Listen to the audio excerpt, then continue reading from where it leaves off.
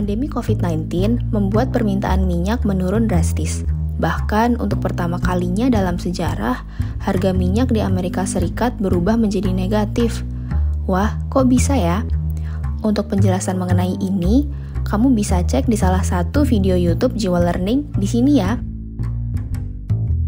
Nah, Badan Penasehat International Energy Agency menyatakan bahwa permintaan minyak akan lebih rapuh dari yang diprediksikan dan jalan ke depan terlihat berbahaya.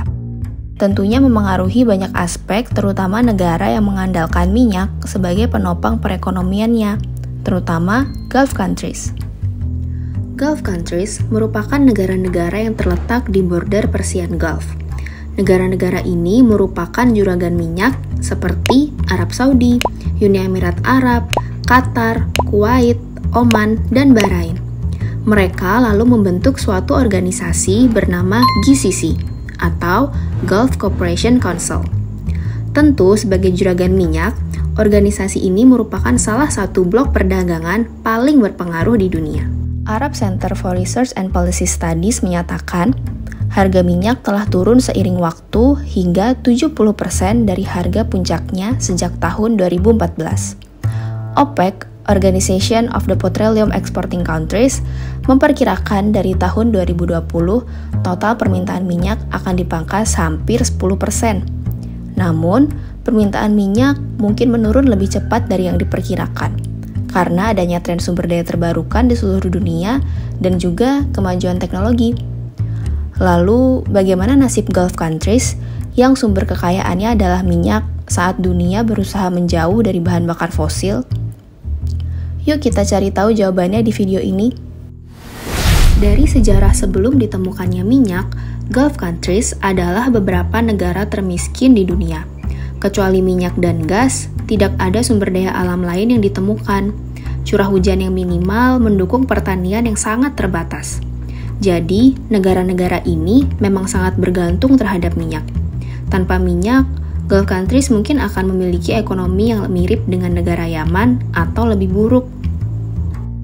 Dengan berkembangnya teknologi seperti kendaraan listrik dan juga pengembangan energi terbarukan, Gulf countries perlu mengubah ekonomi mereka yang bergantung pada minyak. Diketahui dalam jangka waktu pendek, Gulf countries memiliki aset finansial sebesar $2 triliun untuk generasi mendatang. Namun IMF mengatakan bahwa tanpa reformasi yang lebih signifikan, kekayaan Arab Saudi, Kuwait, Uni Emirat Arab, dan lainnya ini dapat habis pada tahun 2034.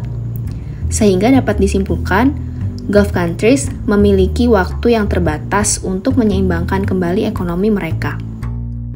Gulf countries yang memproduksi lebih dari 1/5 dari pasokan minyak global telah meluncurkan rencana ambisius untuk mendiversifikasi ekonomi mereka dari minyak dan gas.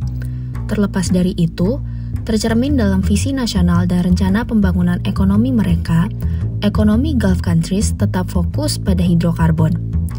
Agar diversifikasi ekonomi berkelanjutan, hal seperti pengeluaran pemerintah, ekspor, dan investasi negara perlu diperhatikan.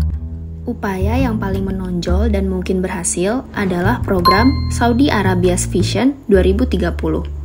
Arab Saudi telah mencoba untuk meningkatkan sektor swastanya, mengembangkan potensi industri non-minyak, dan memperluas ekspor non-migas.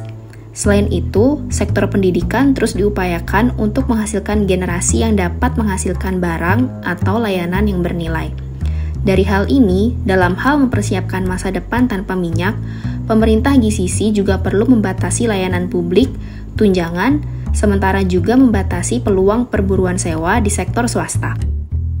Wabah virus corona, penurunan harga minyak global, dan perkembangan zaman memaksa pemerintah Gulf countries untuk mempercepat inisiatif diversifikasi ekonomi. Tentunya, pembuat kebijakan GCC harus memprioritaskan kebutuhan masyarakatnya, terutama di bidang ekonomi. Modifikasi ekonomi perlu dilakukan karena ekonomi negara Gulf countries sangat bergantung pada minyak, dan sumber daya perlu dialokasikan kembali di antara sektor-sektor lain.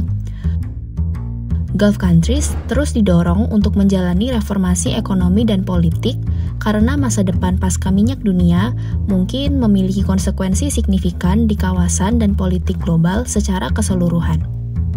Dunia yang terus berkembang memang mengharuskan kita juga ikut bergerak dan berubah. Begitu pula dengan penggunaan energi terbarukan yang menjadi fokus global saat ini. Nah, dari kejadian ini, menurut kalian apa ya sektor yang bisa menggantikan minyak bumi di Gulf countries? Bagaimana juga ya nasib Indonesia tanpa minyak? Komen down below jawaban kalian ya.